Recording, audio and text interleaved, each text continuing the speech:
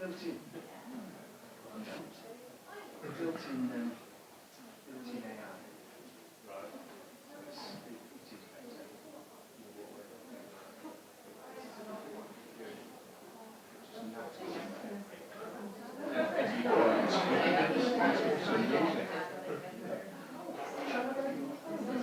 No, I don't want to listen to the people.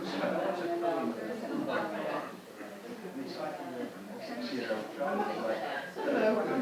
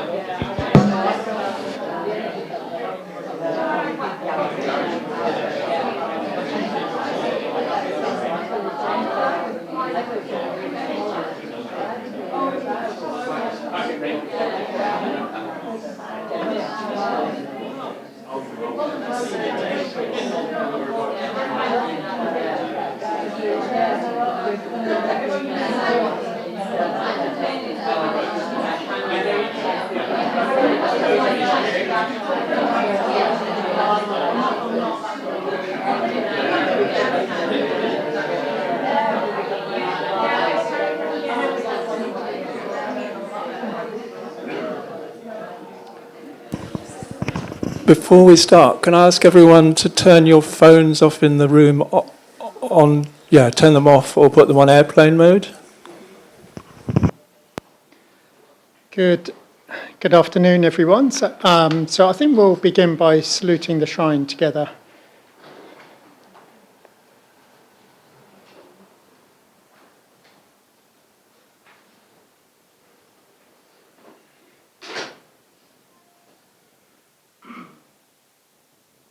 Namo Buddhaya. Namo Buddhaya. Namo Dhammaya. Namo Dhammaya. Namo Sanghaya. Namo Sanghaya. Namo Namah. Namo Namah.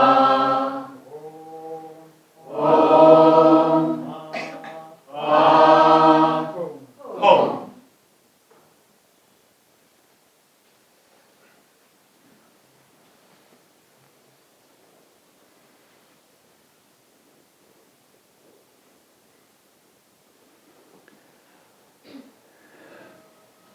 So, thank you all for coming this afternoon. A couple of special welcomes, actually. Perhaps the most important one is to someone who many of you will know, but that's Sadhanandi here, who is a dear friend of mine, lives at Adhisthana, and has very graciously agreed to be president of the Manchester Buddhist Centre, or the Sangha here in Manchester. And as some of you will know, I have been sort of holding that responsibility in trust, as it were, because I was president and then I became chair. So thank you, Sadhanandi, for... Actually, I didn't think of doing the flip. Don't put ideas in my mind. So Sadhanandi is very, she's such a, I'll say a bit more about her when we come to, we'll do a little ritual later on in this meeting as part of our Mandala of Light ritual, where she will become the custodian or guardian of this ritual object down here, which I've been holding for the last 2 years. But thank you all for coming on a Saturday afternoon. And really, this is to engage in a bit of a conversation about the centre and how we grow the Sangha.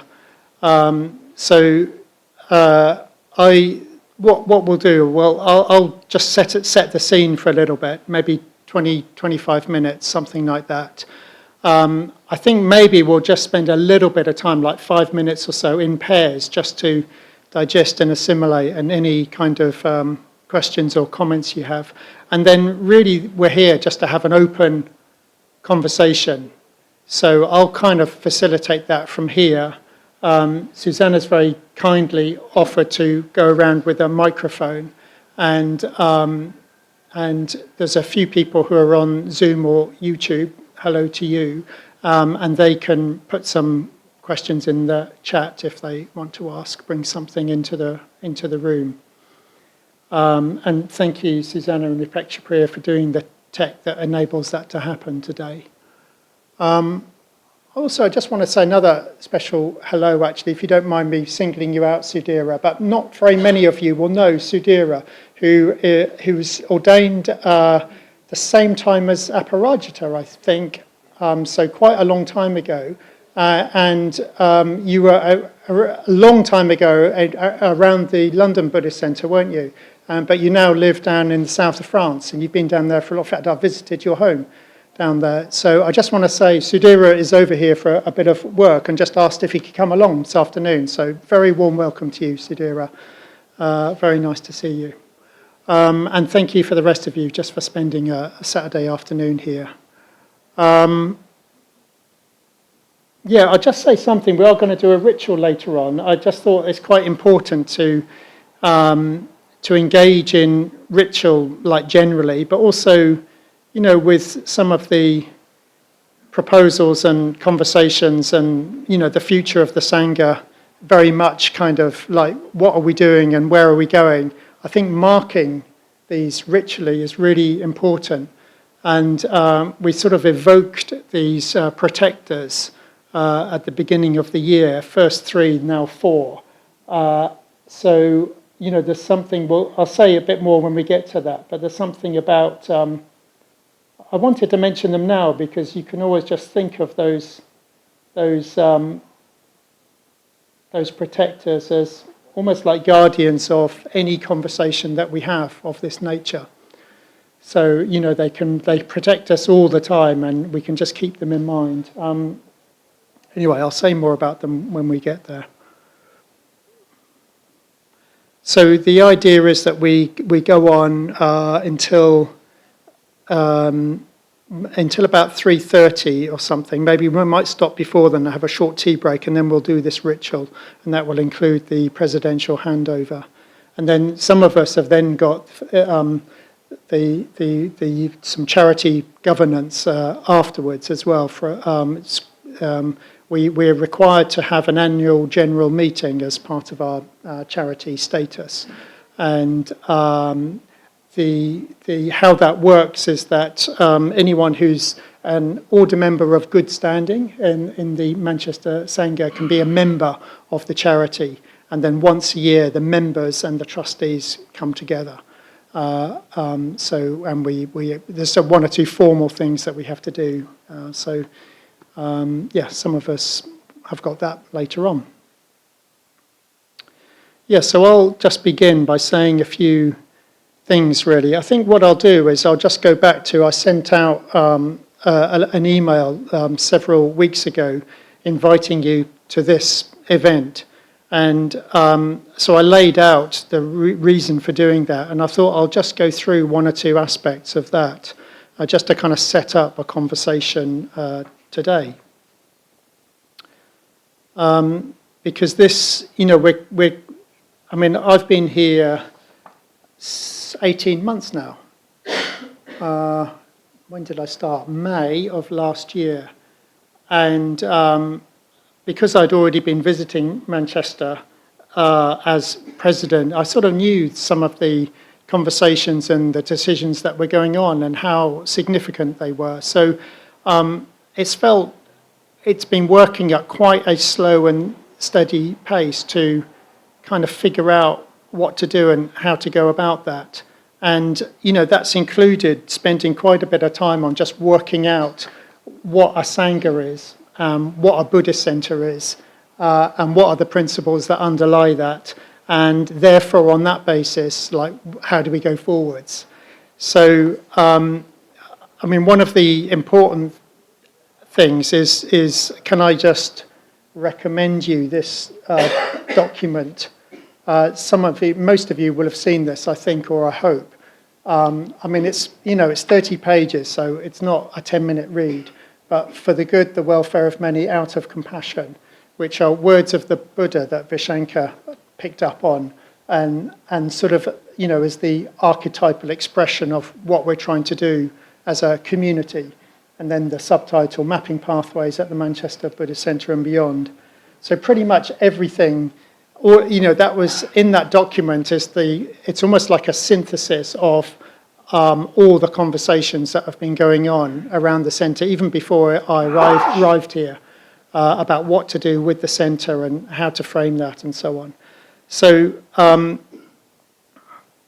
one of the things that has come out of this is that we've begun to create these, what we're calling guardians of the Mandala groups, which is like a fancy way of saying working groups. So you can take some particular aspect of how you want to look at or engage with our community and with the Dharma, and just kind of like essentialize it, and then it allows for some engagement and participation. And hopefully it's a way in which any number of people in our Sangha can actually engage. So it gives kind of pathways in to these kind of areas of teaching and practice and how we gather together. So that's been quite a significant piece of work. And really that came out of thinking about the centre and thinking, actually, I mean, I noticed this, it may be coming in from the outside, I could notice what's, I mean, apart from it being just like a wonderful place to gather, I could see that it had an amazing effect, like a magnet of kind of drawing energy and inspiration in. And I thought, well, you know, it's funny, I picked up in some of the conversations and that's a really wonderful thing. But actually, there is something else that can happen, and perhaps it's worth giving that some time and energy and focus. And that is, how do you push energy out? How do you take it out into the world? How do you take it out into Greater Manchester? How do you take it out into the whole region? So it's almost like that became a little bit of a kind of defining element of how we started to think about a centre. That it can be a place where we gather, especially in large numbers, you know, like that we had a festival day last week. And but how can we help people engage with the Dharma, like right across the region, really? And I still remember, I'm sure you do as well, Vishankar, that meeting we had with there are already a number of groups established across the region, and it was very instructive when we met with them on Zoom and thinking, oh, right, so this is already happening, it's been happening for a long time, how can we support that? There's a sort of an inherent kind of creative tension there that often people want a bit of room. They don't want to just be sort of, controlled from the centre, as it were. And yet there is support and encouragement and inspiration that can be offered from a hub, from a centre. So that's been a really interesting conversation, that one. There's also just other things as well, just looking at, in fact, I'll go through all of the Mandala groups and just say something about each of them. Because they each refer back to, some kind of principle, if you like. So one of the first things we did was just kind of look at like what's absolutely fundamental, what is it we're trying to do, and which is to help people connect with the Dharma, to help people connect with each other and themselves, if you like. And I remember in the document, a piece of work that I tried to do a few years ago when I was order convener is try and actually articulate the principles of our community. Now, because Sangha was very principle-based, but he didn't actually articulate those principles in any one place. They're just like they're scattered throughout his work, and in a sense, they're almost like they're a bit of a spirit. But nevertheless, there are some things that you can kind of draw out. It's a fool's work, I realised when I tried to do this, but there are some kind of core themes, if you like, that you can draw out. I'll just, so this is purely it's based on Sangha work and one or two other people's commentary, but I'll just list them. I won't say much about them, but there was going for refuge as the central act of Buddhism. That was, we all take that for granted here, and if you've been practicing in Triratna for some time, then, you'll be very familiar with that language. Second one, a non-sectarian and responsive approach based on the middle way, which is a bit of a mouthful, but it basically means you can, in principle, draw on any teaching from the Buddhist tradition and apply a test about how does it relate to the absolute fundamental doctrine of the Buddha. The third one, spiritual friendship, which we call Kalyana Mitrata, is the basis for Sangha. Another one is that we're based on commitment rather than lifestyle. That was Sangha observing that in traditional Buddhism, there's often lay practitioners and their main practice is to support a monastic community. And actually, that doesn't quite work in contemporary life and society, so we're trying to do something different. A unified ethical system. Again, that might sound really obvious, but actually Sangha actually drew out the principles of what a clear ethical framework is.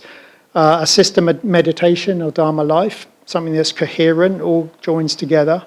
Context for intensity of engagement. I'll say a little bit about that. And then the other one is the imagination and the arts. Again, a very big emphasis of Sangha is that you can actually use the arts as a way into approaching the nature of reality. And actually imagination is the faculty which enables us to become awakened. So out of those, I think in a way you could look at all of them, but I thought for the activity of a Sangha and particularly a Buddhist centre, the Kalyana Mitrata, spiritual friendships, particularly important, as is creating context for intensity of engagement. So I just wanted to say a little bit about that.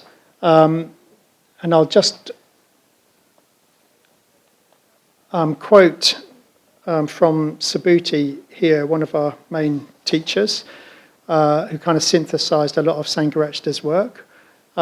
He says, however ethical, positive, and filled with friendship our way of life may be, it will not of itself bring about entry into the stream of the Dharma. We need to be able to engage with the Dharma with a high degree of intensity. So, in a way, we try and create a context for doing that. Yeah. So often that means getting together in small groups, small group contexts like study groups or Dharma training groups, going for refuge groups if you're training for ordination, even just coming together as teams that put on festival days. We do have communities as well. We have team-based right livelihoods, even if we haven't got very many of them, but they're just like coming together with a small group of people where the activity that you do is basically around the Dharma, around Buddhism. Also, we encourage people to go on retreats. That's a very good way, as well as just your own practice, ethical practice and meditation. But it's something about creating some intensity, and that's especially around being around people who share the same aspiration and values. That just seems really, really important. So, out of all of that, thinking about that, and then what do we actually do, we put together these Mandala groups, and partly I thought these are, coming out of these conversations with the team, with just generally and with the Sangha, and also on the trustees, it was like, this is not just about making a decision about the Buddhist Centre and how do we move from it. It's actually just like the principle of what is a spiritual community and how do we help people within it and how do we grow it. So we put together, again, these things are always a bit slower than you might wish, but we've been putting together these guardians of the Mandala groups. One of which, of course, is about how we move the centre. So we have to sell this centre and buy another premises, and we've been working out some criteria of how we do that. Hopefully that means moving with existing right livelihoods, especially body-wise. It probably means we don't need a place that's as big as the one we've got. It needs to be, it needs to have good transport links. It needs to be accessible. Etc., etc. Hopefully you've read some of the emails and communications we've sent out about that. And that Mandala group, Aparajita is taking a lead on that. Then we're also looking at our teaching, our classes and our courses and how we go about that. What's the path for somebody who walks through the door? What is their pathway? How do we help them connect with what's most important to them, whatever their existential dilemma is? How do we help them connect with other people, with the Dharma and so on? So Chandradeepa's taking a lead in that Mandala group. Then we're also looking out, not just in Manchester, but right across the greater Manchester and the whole northwest region, and how can we support and encourage people who want to create small groups across the region and support the existing ones, and Vishankar's taking a lead in that. We're also looking at the viability of a retreat centre for the northwest. In the right location, some of the other Triratna centres up here would use it, but it's been high on people's wish list, and maybe we can pull that off. We have to kind of move the centre first, but maybe we can pull that off, and Triratna is taking a lead in that one. We're also looking at ordination training, and if there's more we can do regionally to support people who are training for ordination, and Jayadi's taking a lead in that one. There's looking at community living. In fact, there's some really interesting ideas about how to make communities viable, both spiritually and economically, and Seela Devi's taking a lead in that group. And then we're looking at right livelihood as well, supporting existing projects, thinking of new models perhaps about how people can work together. Such an important area of life, isn't it? One's working life. So Stira Jyoti's taking a lead in that. So, that's what we're, they're the groups, as it were. There's still, I know some of you have offered to help in that. If you haven't been contacted yet, you will be. We're just, this just takes a bit of time to get all of that set up in a way that means they can be really effective. But partly this was to frame moving the centre within a much bigger story. Like it's more about the principle of how we create a community together and how we engage and practice with the Dharma together. So it feels, there's something about it that feels exciting to me, but doable as well. Like that's always a criteria for me. Like, am I excited myself? That's a good test, right? It's not the only one, right? But it's good if I'm engaged with it. Yes, I am. Does it feel manageable, right? Because I don't want to take on something that just feels like really, really hard work, or just like so far away that, how do you get there? So this actually feels manageable to me. So, this was the invitation to participate in any of those conversations. But there's other things as well, right? It's just when you do actually, we're not the first centre that's had to move premises. In fact, the Manchester Buddhist Centre's had to move 3 times, I think. Is that right, Ratnaguna? Three times, or possibly even 4. It's more than 2, I know that. So, we're not the first centre that actually has to move that. But that can, in a way, what is that like? So, because places, like geographic places, they are important. They are, the place where you gather together is important. So I think there's an element of acknowledging that. Like not just papering over that, the fact that it might be emotionally a bit disturbing for some people. So I think we just have to take all of that. And how do we do that? Well, the thing is by making sure that our connections with each other are strong. Yeah, they're strong and positive, because actually in the end it is about the connections with other people. And just means engaging with our own Dharma practice as well. And perhaps it means doing rituals together, which is why that's on the programme today. I think I wouldn't underestimate the significance of doing rituals together, even quite simple ones. Yeah. So anyway, that's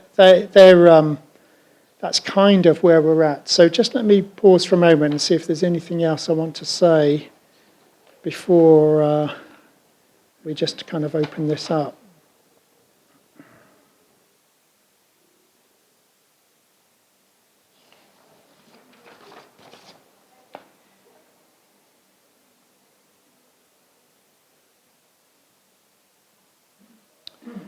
Yeah, I think what I might suggest then, it's almost like just to preface having an open space and a conversation, is that you just have a bit of time to talk to one person.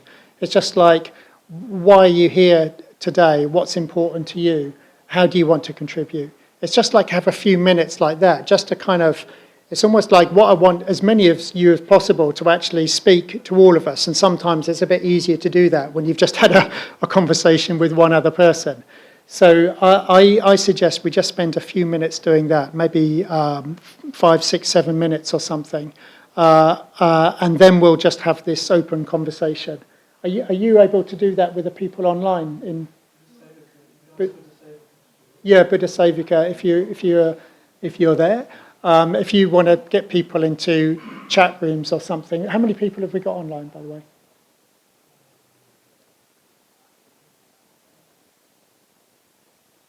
12, yeah, so maybe he can do that, and they can be doing the same thing that we're doing. So, yeah, is that okay? We just do that for a few minutes together.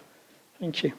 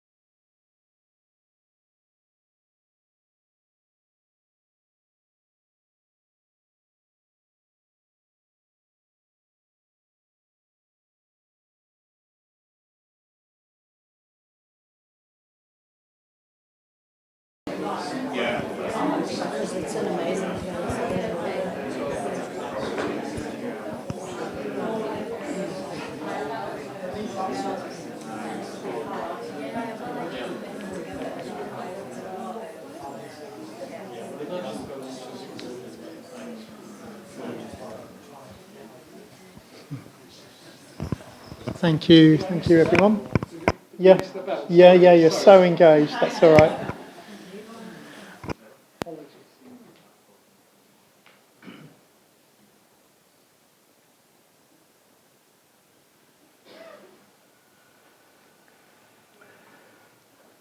Thank you. I did, just when we started that, I thought, oh yeah, there was one other thing I meant to say. So if you don't mind, I'll just say that before we just open everything out. So because all of this, behind everything I'm saying, there is the fact of moving the centre. So I just wanted to give you some timelines. I thought that might be helpful for you. Because, we set that in motion. I think we actually made the decision back in March after a lot of consultation and figuring out and so on. And what the timeline looks like now is that we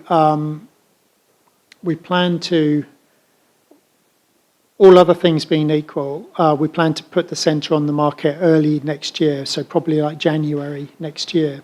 It doesn't mean the way that kind of sale works. It means we don't have to literally put a for sale board up, and we're working with a very good property agent who has suggested a way of doing the sale, which I think would be the best for the Sangha, which is that we sell the centre and then have a leaseback arrangement for 1 to 3 years.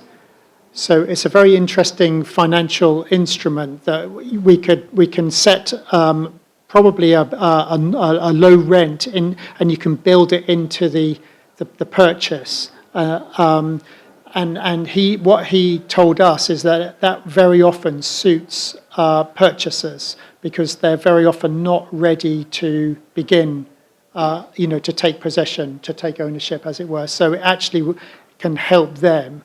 And it means that we could sell the centre, bank the money, go and look for the centre that we want, and we can move quickly, do it. And then when we've bought that, do a fit out, move at our own pace, and then hand this centre over, right? So that, it's hard to know the timeframes, but what the property agent suggested, building in the first year at no rent, right? But then having a kind of option that we can stay maybe in 6-month blocks for up to 2 years after that, so 3 years altogether. So it's possible that we're still in this building for up to 3 years. It may be more likely it's about 18 months or 2 years, right? But I just thought that might be helpful. I meant to say that before we start. That might be helpful for you all to know, because it's a significant piece of information. Yeah, so we'll just open it up to a conversation, and also if there are, Susanna's going to come round just so that whatever you say can be heard by everyone, including the people online. So if you don't mind just talking into a microphone, that would be really helpful. And the people online are going to write any questions in the chat, and we can address them. Yeah. So who would like to kick off? Yeah. Yeah.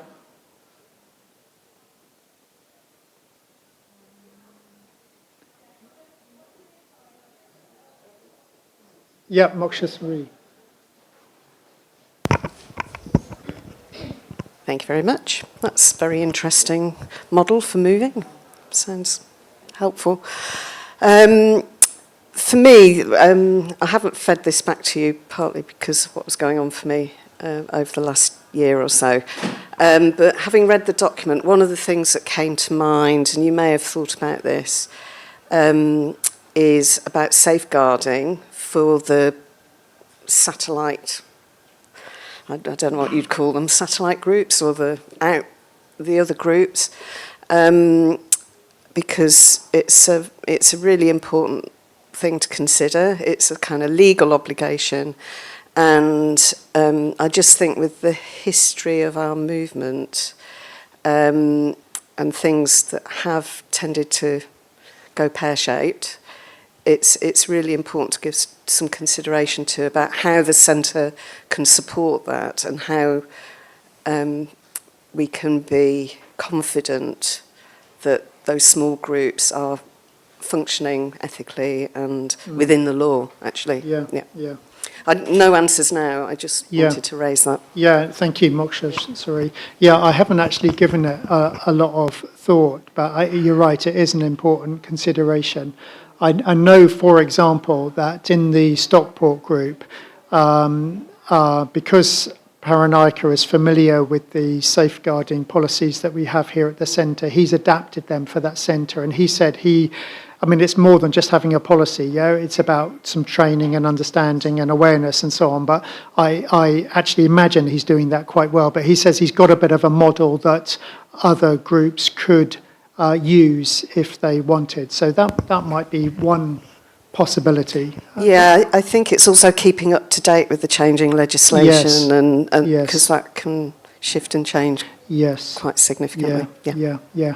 No, but that's a very good thing for us to know, I think, as trustees and especially just as people who are encouraging that kind of activity, just to look out for the unforeseen consequences. Yeah, thank you. Yeah, there's Val right at the back.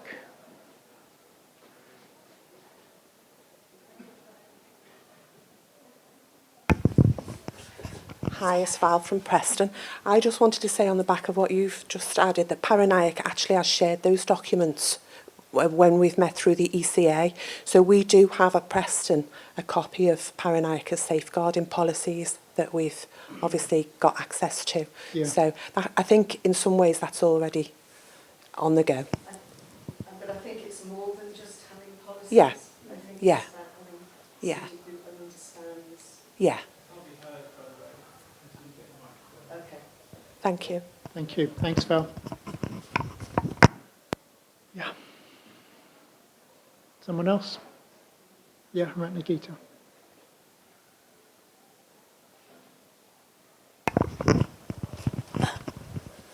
Hi, Ratnagita. Something you talked about, 2 words, Lakashma, excited and manageable. Yeah. Seemingly, maybe, paradoxically opposite, but not. Yeah. I just like, have you got any more thoughts, feelings about how you're going to, I suppose, there's a sense of making this exciting and possible, not we've got to do this. There's something about those 2 words, and I'd like to hear more. Yeah.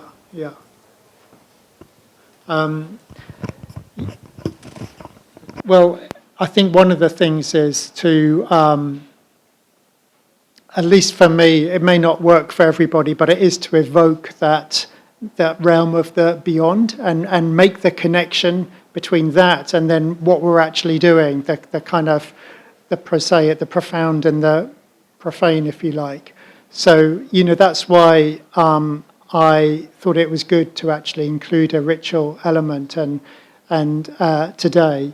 And I invite people, whenever you're thinking about the future of our community, our Sangha and our centre, to actually go to these protectors or to whatever your particular sort of inspiration for the awakening mind is, and be guided by that. Just be guided by that as much as you can, because I think there's something. I think in the end, it's that. What's at the centre of the mandala is the realm of undefined meaning, and this mandala with this, I think I said in the email, I talked about Vairochana, which is. I don't know if any of you remember, there was a picture that went out with this email of a mandala. It's actually a 15th century Tibetan mandala with Vairochana in the centre, and Vairochana is known as the illuminator, the white light. And there's something, what we're trying to do is to help people approach the light. And actually it can be terrifying. So although it can be exciting, it's a bit like from the Tibetan Book of the Dead. We all flinch away from profundity. So in a way, it's like just continually trying to make the connection with each other, in conversations like this, in our own personal practice, with that which is beyond, which we have an intuition that it's the ultimate protection, but actually we flinch from it as well. And so I think it's something, maybe that's a funny way to define excitement, right? But I think there's something, that's why we're really here, is to help people engage at that level. So although we do need strategies and we need proper financing and everything else, in the end, we're just trying to point the way to this place, the bardo of reality, this place of illumination, which is both fascinating and terrifying, maybe simultaneously, right? That's what we're trying to do. Sachamuni was next. Thanks. The hub and spoke model, or hub and satellite model, I'm drawn to. But I guess I have a question then as to, what is Manchester Buddhist Centre and the relationship to then possibly autonomous groups arising. And you were saying about the hub and spokes, so that would need communication then in terms of relationships, would it? Or is there a sense of a Northwest or a Greater Manchester Buddhist Centre? Or Yeah. Anyway. Yeah, no, thank you. Some of that I feel is just at a level to be worked out. I wonder, and by the way, we did. The hub and spoke language is slightly unfortunate because who wants to be a spoke? But it's like definitely having a hub, and maybe we'll use the word satellite as well. But it's even that it might be, because in a way what we're trying to foster, it's a lineage of inspiration. So it's not really like a satellite model or a clone model, or there are various traditions, even Buddhist traditions, where you go and set up something and it exactly replicates the thing that you've come from. But with us, no, it's more like it's something a bit different. It's about trying to encourage and support people's inspiration, and we do have a coherent set of practices, but we also leave people with a bit of room. So I don't think we've worked out those relationships yet, actually. I wonder whether you want to say, I might invite Vishankar just if you want to say something, because you've thought about this. Yeah. Yeah. I'm taking a lead on the Mandala group, and we've started to set that up with Val and Paranayaka and Sangha K2 and others. And I suppose what I feel very aware of and very sensitive to is that it's not Manchester imposing something on any group that exists or any group that may emerge. What I'm interested in, and I think what we're interested in as a Mandala group is, well, what we talked about is like, how might we connect up more? How might we support each other more? How might we encourage initiative more? And I think those three sort of areas just feel really key, actually. I suppose what I feel very conscious of is that there's a whole load of experience out there in the Northwest groups. There are groups that have existed for a long time, in some respects longer than this building, this centre. Some that are very new, like the Stockport group is very new. But there's a lot of experience of what works in those situations, what some of the drawbacks are in those situations, and I think there's experience in the core group of like what the joys are of a bigger centre and bigger Sangha, and what the drawbacks are of a bigger centre and a bigger Sangha.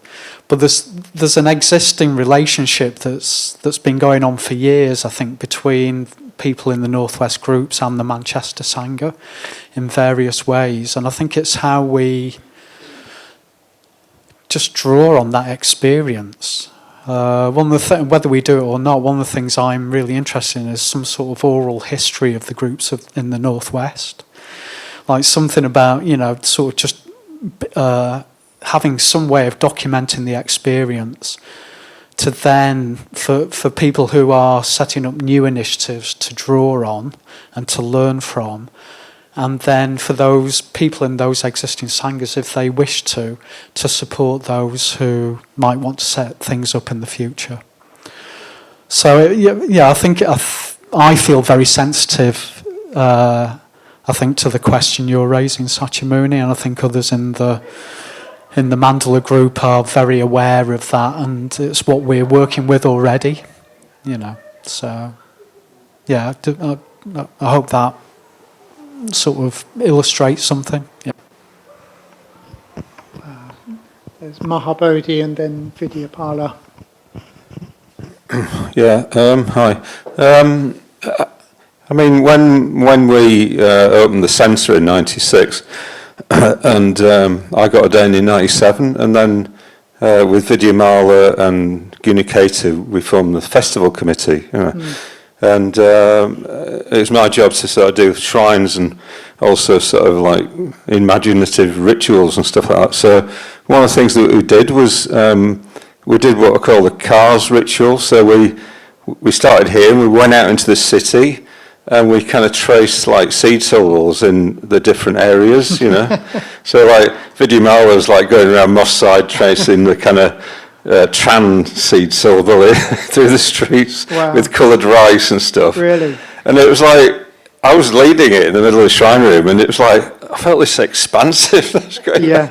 And it was like what we were doing was we're saying, no, it's not a place of like bricks and mortar, it's a spiritual realm, and this is what we're going to try to do, Yeah. It's to make it a spiritual realm in our mind, consciously in our minds. Yeah. And it was like 2 years later that the beginnings of breathwork started, So I just wonder if there's some way that we can work out, well, what is it we're trying to acknowledge here about sort of the dissolving of what's here now and what we're going to try and establish, that we could somehow do that in a ritual way, that would make it sink in deeper, that this is the reality, we're moving, maybe take bits of the building and just scatter them around the place, bits of dust and that. Well, but it just acknowledges that truth, Yeah. But also what we're going to build, from here as well, Yeah. So, what we're going to take out into Manchester and into the northwest and all that sort of thing. So I'd be happy to be part of that, to kind of lead that in a way, that initiative, if we wanted to do something a bit like that, but at the appropriate time, Sure. Yeah.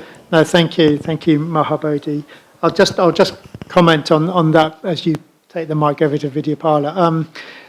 Yeah, there is some. I mean, it's not something you do once, is it? That kind of dissolving. It's probably like going to be a whole year's worth of just like rituals of that nature or something. And yeah, interesting. You talk about what are we going to build, and I did think I could imagine maybe in the new year having a session a bit like this where we go, oh, what does a new centre look like? And we just kind of dream a bit, actually. I deliberately haven't put too much time and effort into that because there's been a lot to put in place. But I think it's worth doing that as well, just like, and we literally do some imagining together in some sort of collective process, again, ritually inspired in some way. So, yeah, anyway, thanks for those ideas. Thanks, it's Vidyapala. Yeah. Okay.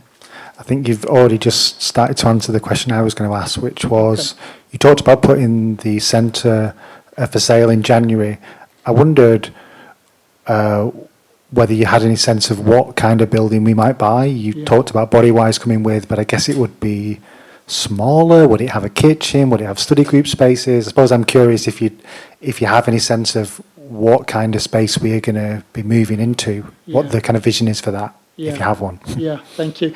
It's not so much me, but there has been, even before I arrived, actually, Vidyapala, they'd already started, the trustees and some of the other configurations had started looking at that. So, to be honest, I think it would be a great thing to do a session a bit like this, where we start looking at that, and we can I mean, there's been some work that I've inherited, and then we've just opened that up in the Centre Move Guardians of the Mandala group.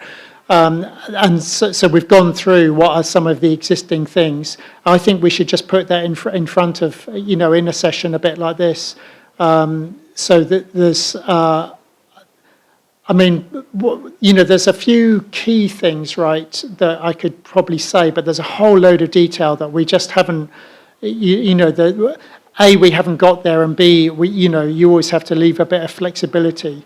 But there's something, some of the key themes that people have told us are important to them, right? Accessibility, that both means, the literal, how you access the building, so because we all know about the steps outside. But then there's also transport as well, like this, it's really beneficial to have good transport links. So, that's that. The other thing is we don't use space very efficiently in this building, and it very rarely has been, weirdly, in its history. So actually we can probably do the same level of activities with a smaller footprint and in a building that is also more efficient to heat and light and that kind of thing. So, there are some things like that where you just think, there's a real no-brainer. The actual model, I mean, that's really interesting, and that'll be really interesting to put that in front of, a gathering like this, because some people just assume that we're going to have something that's like this except smaller. But, there's many different ways you can go. I mean, one of the architects, Abhayanara, who's, an order member, an architect, he said he loved the beauty of the building, but he said actually people don't flow around this building very easily. And he thought that actually a Buddhist centre might benefit from having a lower, flatter building, even something that has outdoor spaces, like for a garden and car parking and stuff like that. So it's just like, wow, that's interesting, isn't it? So, we're not there yet. And in fact, you can participate in that conversation. We'll probably do a bit of work. We'll put it, we'll get some parameters, and then we can open that up to a conversation, knowing that you'll never please everyone, right? But, thank you. Anybody else? Any of the other trustees want to say anything on that? Just before anyone else speaks? No? Okay. Yep. I wondered if you'd thought about, maybe with the transition, whether there's a way that maybe you could remotely hold sessions in different spaces to see what the response was, and also reduce the risk. Say you end up with somewhere that's much smaller, or you need to utilise other space, maybe utilise in different parts of Manchester, and trying to see how that looked. Because there's loads of spaces that would be willing to have, Manchester Buddhist Centre go and operate and deliver different sessions. Even if it's just more simplistic sessions and maybe not the training sessions, just to encourage people on a daily basis to meditate and practice. That's a really interesting idea.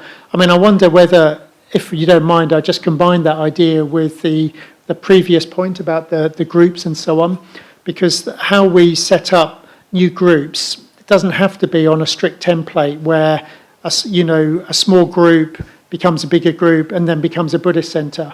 It could just be a bunch of people who live in some part of Manchester, get supported to run an intro to Buddhism and meditation course in the local Quaker meeting place, village hall, community centre, or something like that. So, that actually, I think that could be a really exciting way generally, wherever we end up. But I don't know, in terms of timelines, it might be possible just to start doing a few of those things, and they might help us choose a location. The only thing I'd say about the location is that one of the parameters is we're more or less said we're going to stay in the city centre or close by it for the actual centre. So even though we want to encourage activities elsewhere, there's something about so many people come in by transport. Very few people who come to the centre actually walk here. Even though loads more people live in the city centre now, most people take the bus, the tram, they cycle, they drive, or they take the train. So actually being close to a transport hub is quite important. Sorry, I did mean the city centre. My apologies. So I meant the different sections in the actual. So you've got in the city centre itself. You've got the spinning field section. You've got the Green Quarter. You've got the different parts of the city. Interesting. Because obviously the cost of the property is quite diverse in what you can get. Based in that area. So it's a very businesses. no, I get it. It's Sorry, very, I very didn't explain interesting. myself properly. Yeah, the only thing I'd say, what the property agent says, the commercial property market in Manchester is so strange and fast moving that I don't know how much room and time we get to be that choosy.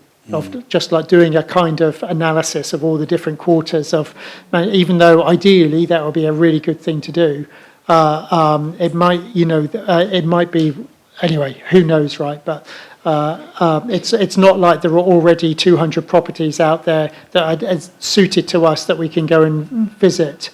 Anyway, I don't understand commercial property, but it's a tricky territory. Yeah.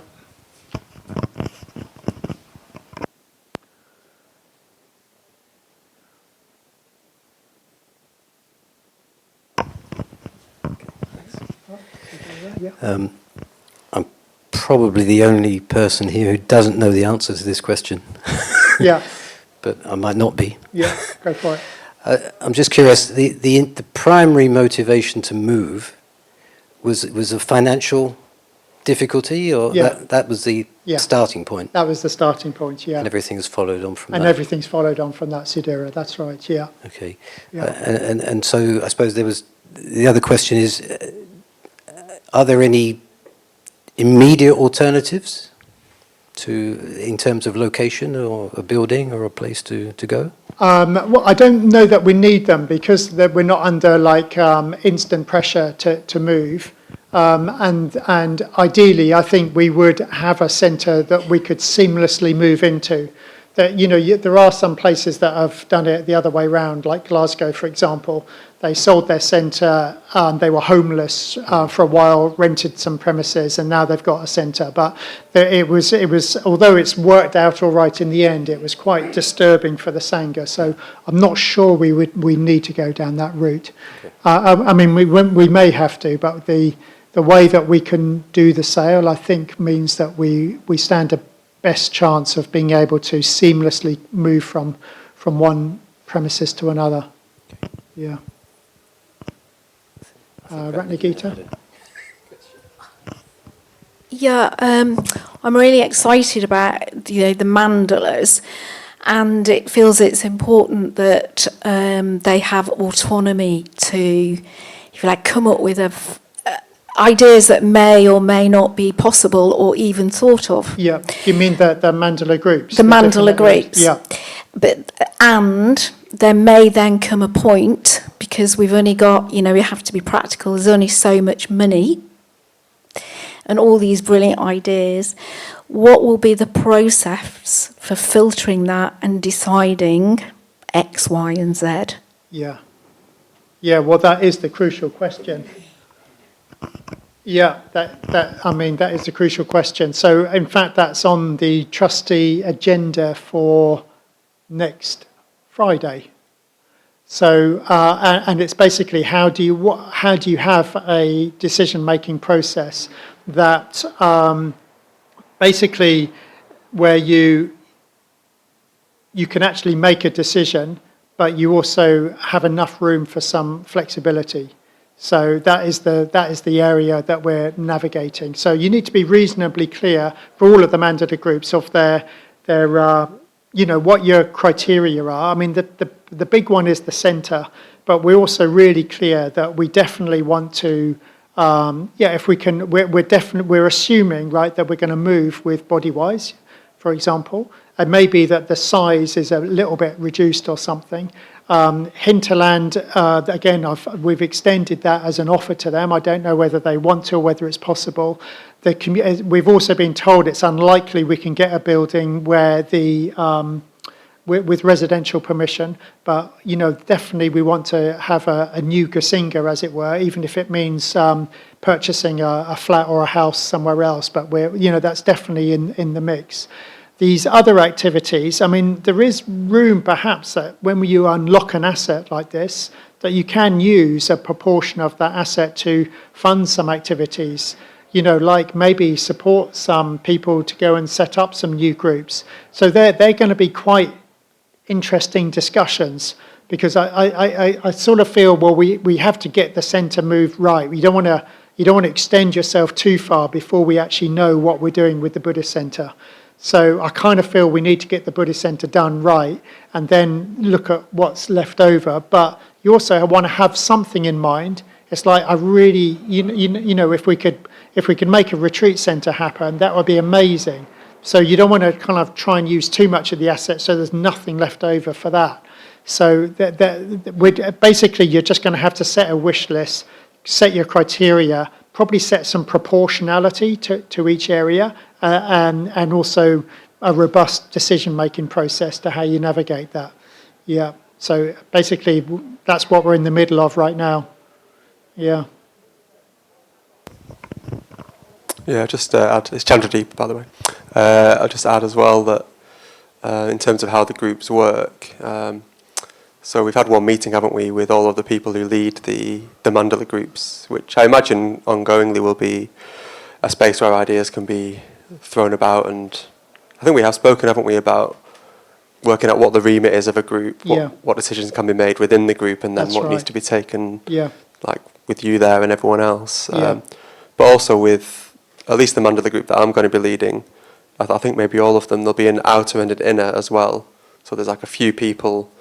For me, it's Ratnaguna, myself, and Tara Lochana, and then I think it's pretty much like anyone else can join the outer one, where like I'm just happy to hear any ideas basically, and we'll hear it, explore it, and then the inner group will take them away and be like, okay, so what we're gonna do with that. So yeah, I think there's quite a lot of room for hearing ideas, but then working out which ones will work and which ones will kind of fit with the overall direction of things. Yeah, thank you.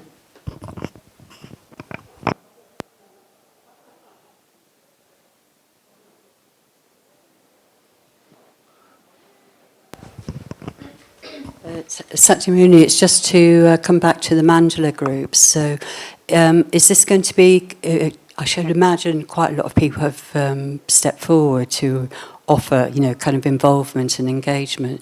So I just wanted to clarify that, there'll be communication then about frequency, and you've just mentioned about inner and outer, so again, that's, I've not heard of that before. So, it'd be really good that there's clear communication, because again, the engagement of the whole, the Sangha who's stepping forward just feels really important that, that communication is clear and consistent as well. Yeah, no, thank you. That's a very good point. I think the main way we'll try and do that, Satyamuni, Aparajita's been making a web page, so it'll be on the main Manchester Buddhist Centre website, and it'll be dedicated to these Mandala groups. And then so it will be, each group will have a description of what the overview is, what the parameters are, who's in the core group, as it were, and then progress. So there'll be a bit of fixed information, so you can know what that group actually does and how they do it. And then there'll be a kind of progress thing where every time there's even if it's just a generating ideas meeting, that will be communicated there. And probably what we would do is send out a kind of Sangha-wide email once a month, just to go, remember this page, remember this page, and this is what's new on it this month, or something like that.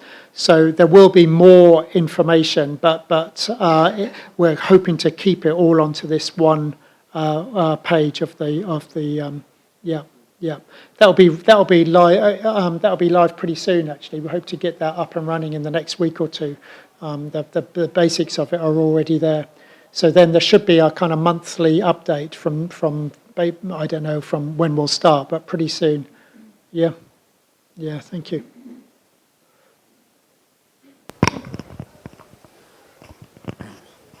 Yeah, I mean, I've talked to my brother who's an architect about the building,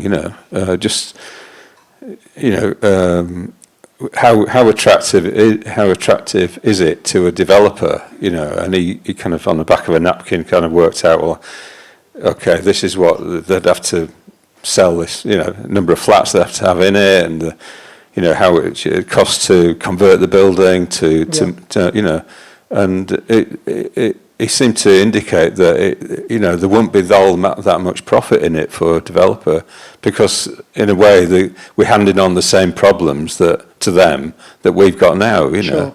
So have any of you people you've talked to any comments about that sort of thing? Yeah. Well, no, just that you're right, that it means that although it's a valuable asset, anybody who buys it will know the work that they'll be savvy, they'll know the work that needs to be done. It's just someone's going to need to do that work at some point in the life of this building. Yeah. So, we just have to take that into account, unfortunately. That's just the nature of it. Yeah.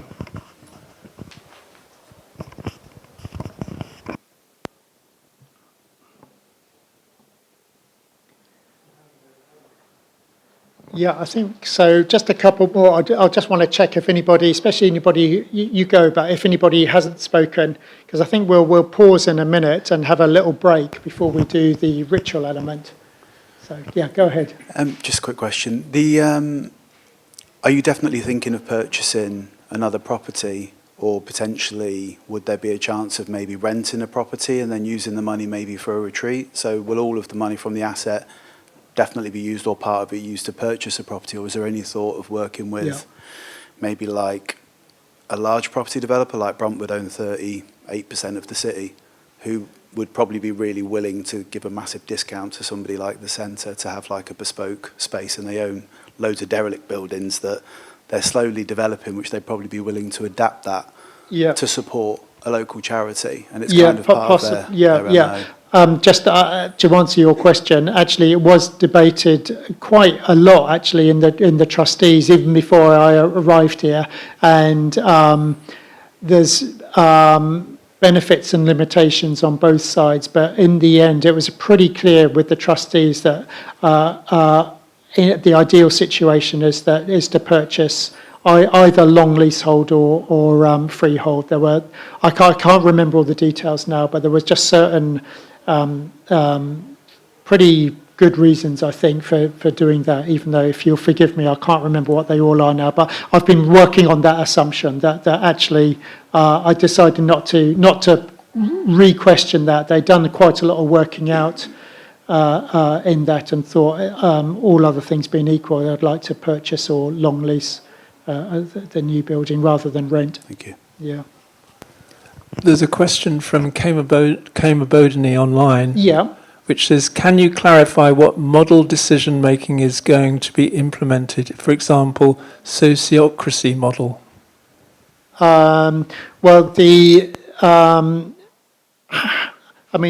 There's two levels to decision making. So the trustees have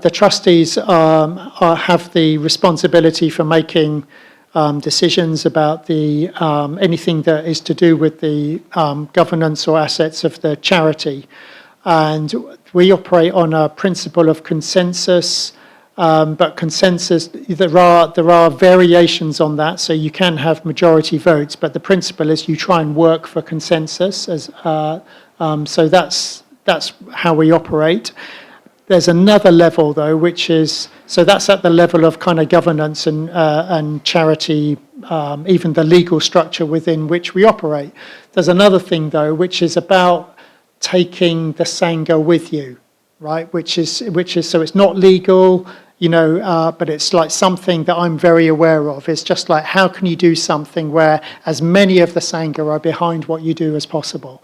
So that's why we have things like this. It's just to give a chance to ask any of the questions that might be on your mind, and to hear some information, and to hear a bit of the background thinking that's gone on, and so on. So there's something, the way that I describe this to myself is there are always some people who have to make the actual decision, but they do so trying to take the will of the community who are impacted by the decisions into account. So it's not a precise mechanism. It sort of requires a bit of intuitive faculty at play, and requires enough opportunities for conversation and meetings and gatherings like this, one-to-one, and so on and so forth. So that would be my answer. Yeah, at the trustee level, we operate on consensus or majority vote, if not consensus. And but there's another level which is just, I don't know, as I just described it, Sangha community kind of level. Yeah. Good. Now, is that enough for one session? Yeah. Have you got another point, Sudhira? As honoured guest, you're allowed to make another point, all the way from the south of France. So, as you know, Lokeshwara, the property world is something I know a little bit about. Yes. More in France than here, but the principles are essentially the same. Yes. And the property world, as you know, is like an aquarium full of sharks. And so my only comment is to say that it would be good to take advice from property professionals as widely as possible. Yeah. To try to get a consensus about, particularly about property values. Yeah. No, thank you, Sudhira. Yeah, I mean, fortunately, we've got such a talented Sangha. There are people who are really on it with that kind of thing. Either they've had experience at working in property, or they're architects, or they're developers, and so on. So, plus the property agent is very good that we're using. But you're right. I feel like such an amateur dealing with that world and so on. So yeah, will take us, you know, and trustees even before I arrived, they've been seeking out good people to talk to. So yeah, no, thank you. It's worth saying that though. Yeah. Good. Well, shall we have a little break? I'm really going to invite you all to stay for a ritual. It won't be very long, but we'll have a little break for, let's say, for 15 minutes. In fact, do you mind if I make it 10 minutes? Is that all right? 10 minutes, yeah. And then we're going to come back in here. I'm going to start the ritual off, and I'll say what this mandala is here. And then at some point, I'll just be handing over to Jaya Devi to do the little presidential handover towards the end of that. We're aiming to, so if we're back here at past, we'll aim to finish at 4. Yeah? Thank you all. Thanks very much for engaging.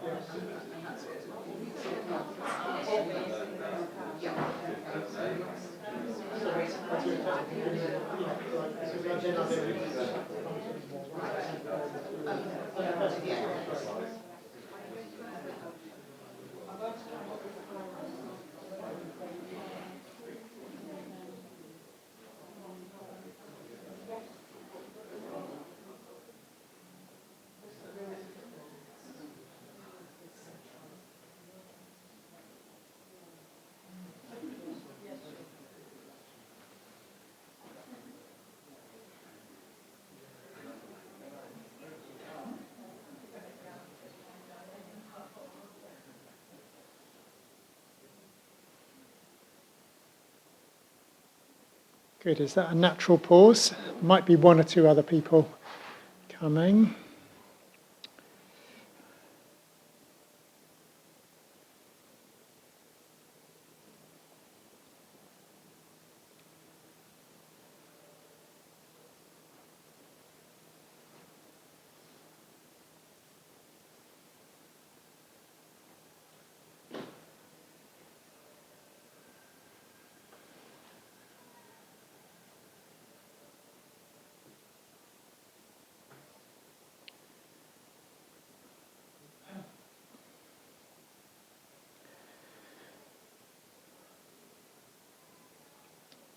Yeah, so I think I might just say at the end, we're going to end with the mantra. So I'll just say thank you all for coming right now.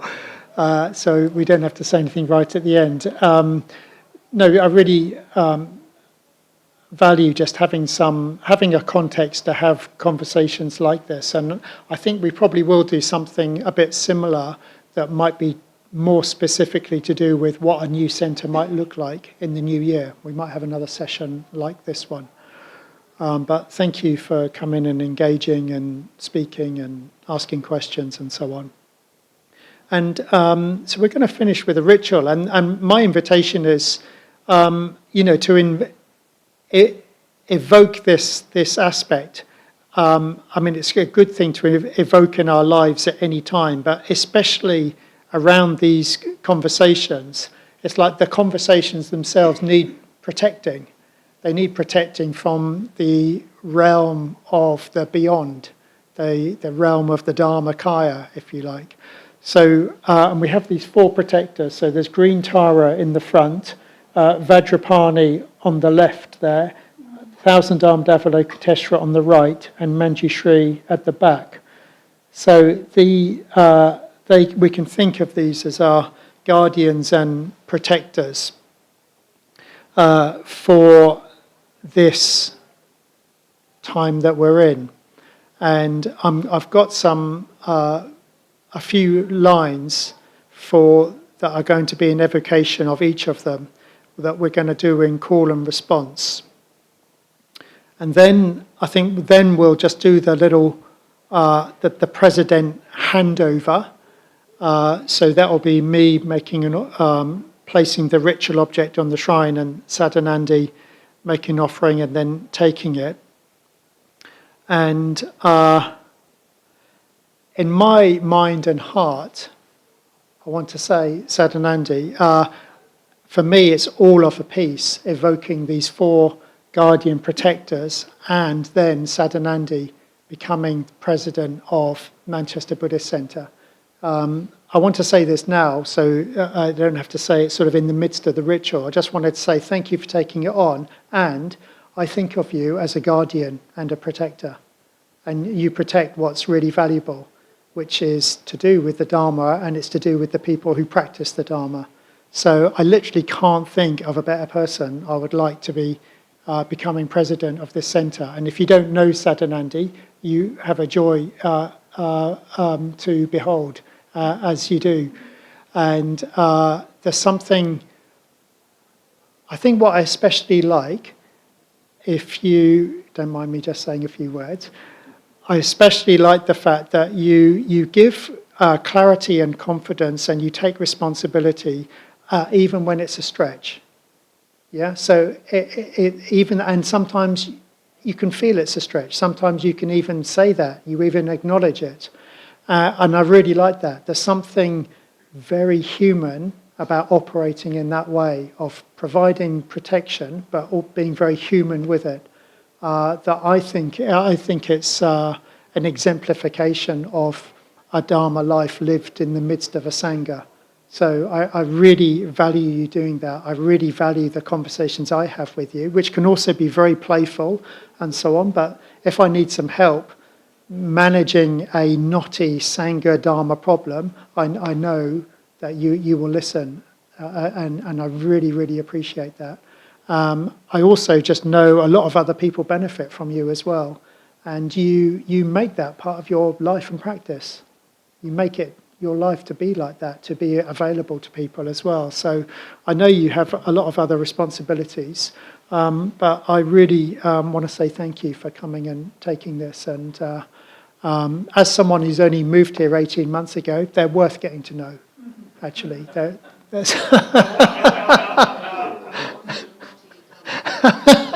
There's a few of those. Yeah, they're in the small print. So no, many, many thanks for coming today and being willing to do this little ritual today as well.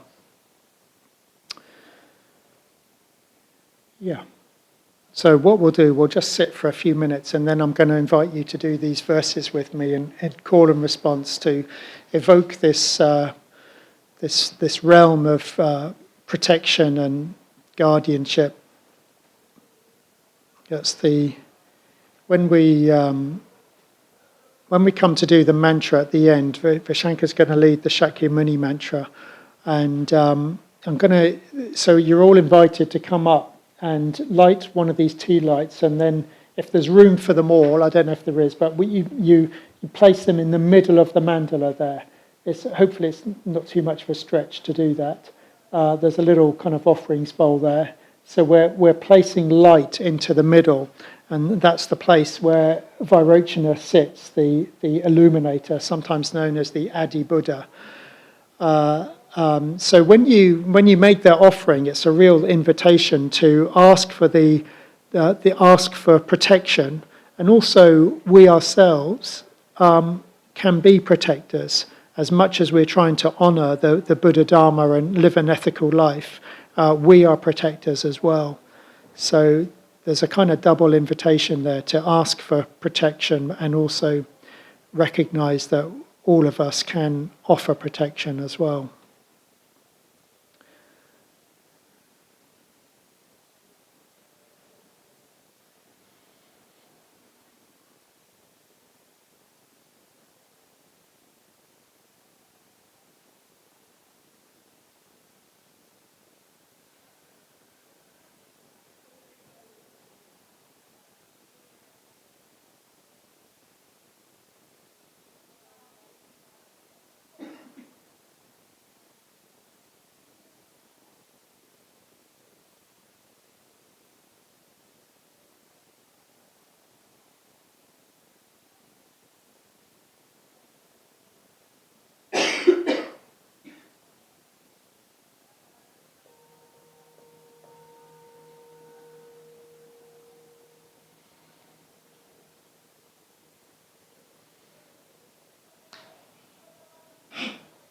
So first of all, to Manjughosha.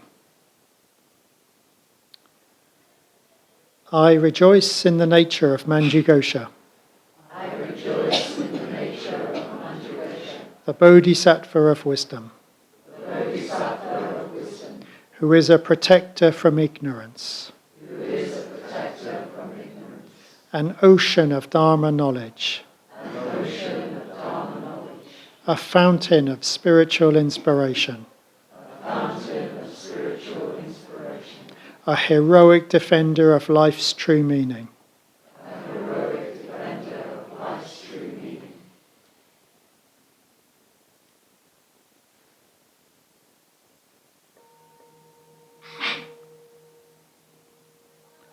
And verses to Avalokiteshvara. Compassion wondrous as a great cloud. Compassion wondrous as a great cloud. Pouring spiritual rain like nectar. Pouring spiritual rain like nectar. Quenching the flames of distress. Quenching the flames of distress. Regarder of the world's cries. Regarder of the world's cries. Pure and holy. Pure and holy. In pain and distress. In pain and distress. Death and calamity. Death and calamity. Able to be a sure reliance. Able to be a sure reliance. Perfect in all merit. Perfect in all merit.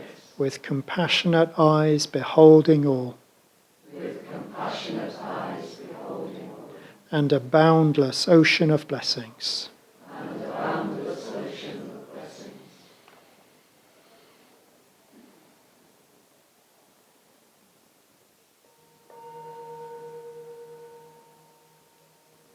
Verses to Vajrapani. I seek refuge in Vajrapani. I seek refuge in Vajrapani. At sight of him, the messengers of death. At sight of him, the messengers of death. And all other harmful demons. And all other harmful demons. Flee terrified away. Flee terrified away. Without beginning and without end. Without beginning and without end. Never abandoning his pledge. Never abandoning his pledge. Responding whenever invoked. Responding whenever invoked. Vajrapani unfolds his miraculous display. Vajrapani unfolds its miraculous display.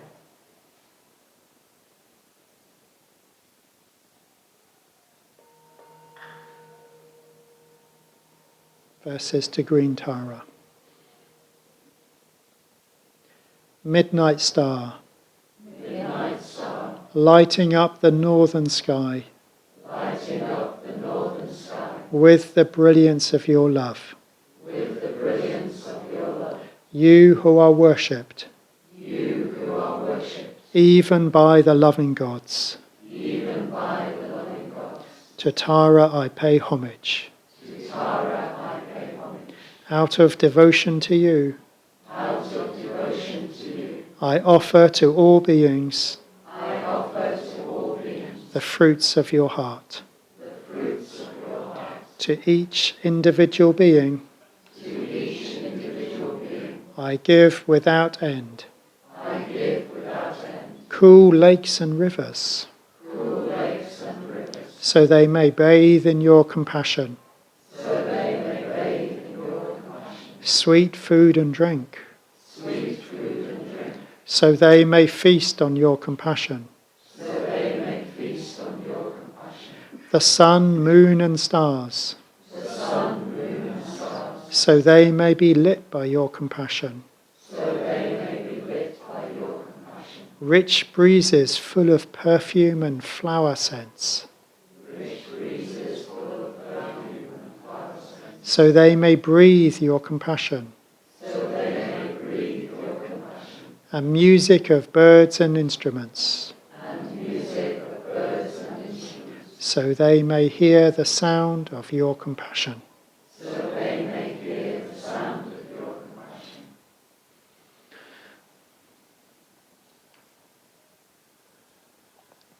Okay, I'm going to invite Jaya Devi to come up now.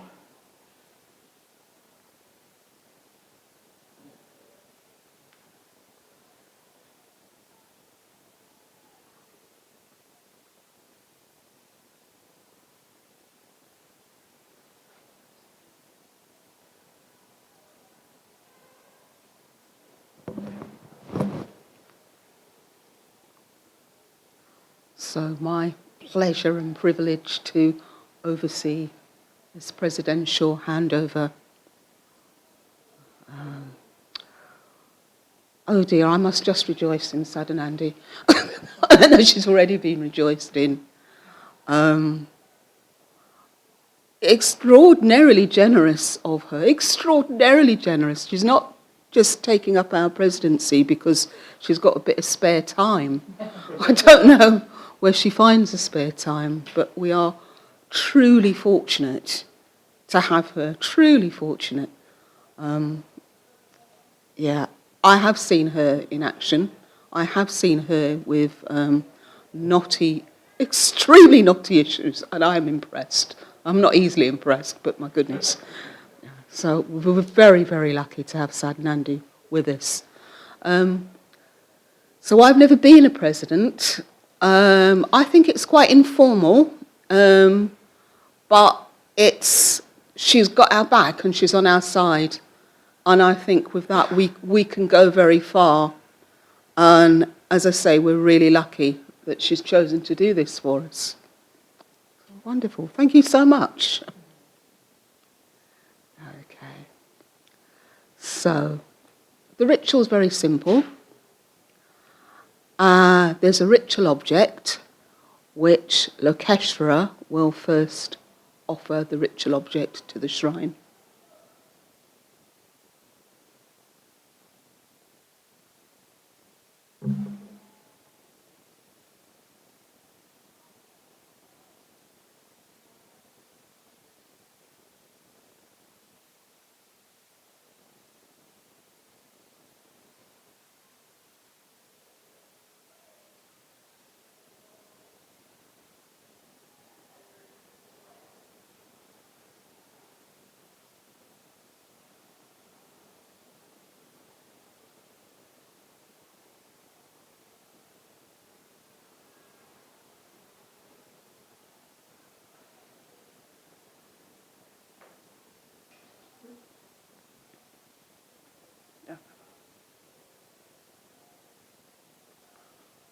And now I'm going to ask Sadhanandi to make an offering and then become the custodian of the ritual object.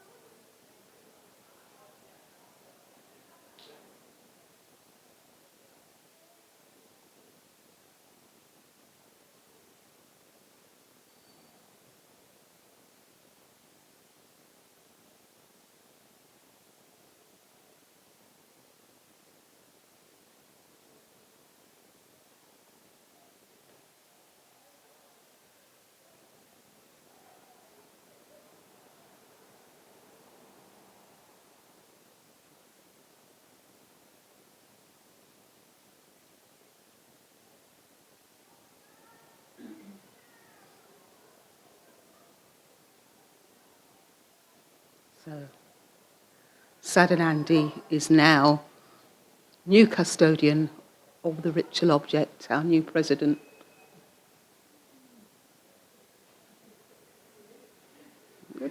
Just.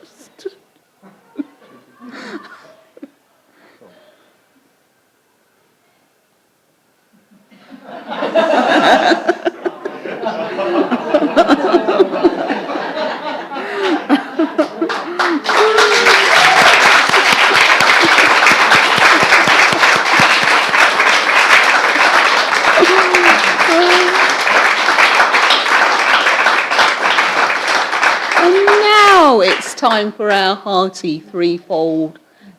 Sadhu! Sadhu! Sadhu! Thank you so much, Sadhanandi. I'll just say one thing, which is the ritual object is a small item with a ribbon, yeah? But really you are the ritual object, okay? And you don't wrap up quite so neatly as that, okay? So I'm aware this wraps up easily and I take it home with me, but you guys look a little bit more complicated. But I'm in my relationship to you guys, okay? So thank you. Oh, thank you.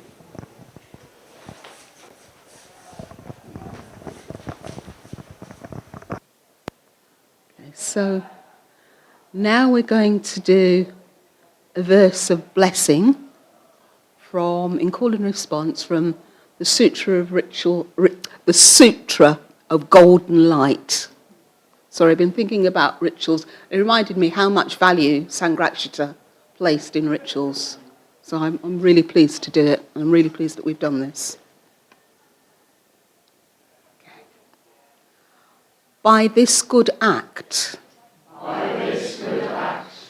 may I always find a meeting with the Buddhas. May I utterly avoid evil action. May I practice the good acts.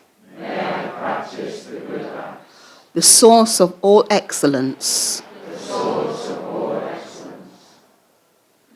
Everywhere in the spheres of all beings. May all the woes of the world be extinguished. May the experience of misery touch no one. And may all beings be endowed with good fortune. May they have beautiful, gracious, auspicious forms.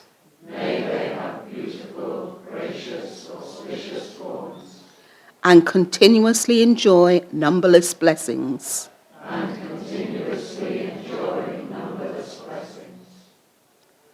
May all beings who dwell in the bondage of life, bound with the firm letters of cyclic existence, may they be delivered from their bondage. By the gentle hands of wisdom. May they be delivered completely. From all their woes. May they all become Buddhas.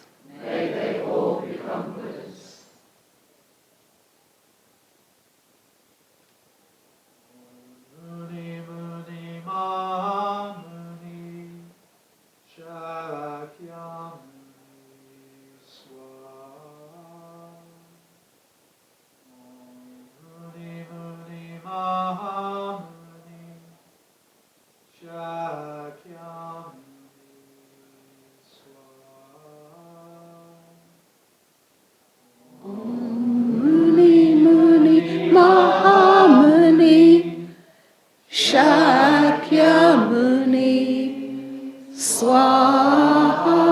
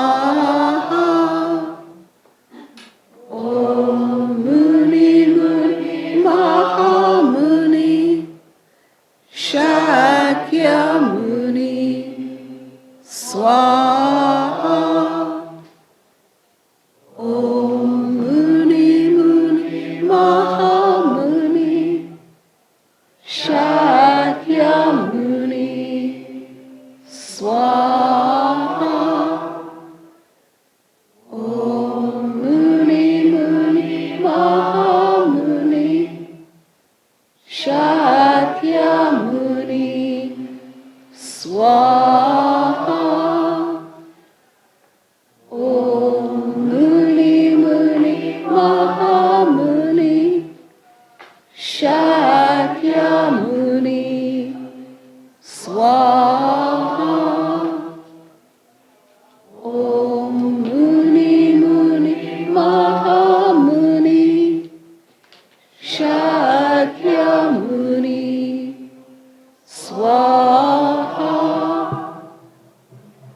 Om Muni Muni Mahamuni Shakyamuni Swaha. Om Muni Muni Mahamuni Shakyamuni Swaha. Om Muni Muni Mahamuni Shakyamuni Swaha. Om Muni Muni Mahamuni Shakyamuni Swaha. Om Muni Muni Mahamuni Shakyamuni Swaha. Om Muni Muni Mahamuni Shakyamuni Swaha. Om Muni Muni Mahamuni Shakyamuni Swaha. Om Muni Muni Mahamuni Shakyamuni Swaha. Om Muni Muni Mahamuni Shakyamuni Swaha. Om Muni Muni Mahamuni Shakyamuni Swaha. Om Muni Muni Mahamuni Shakyamuni Swaha. Om Muni Muni Mahamuni Shakyamuni Swaha. Om Muni Muni Mahamuni Shakyamuni Swaha. Om Muni Muni Mahamuni Shakyamuni Swaha. Om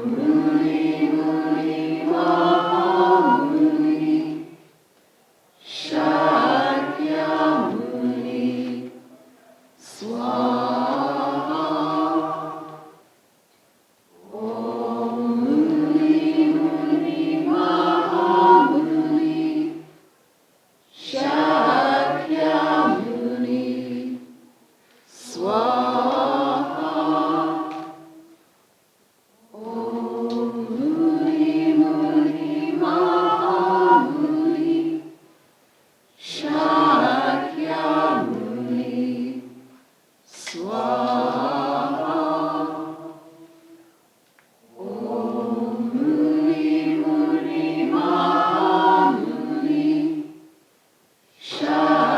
Shakyamuni Swaha.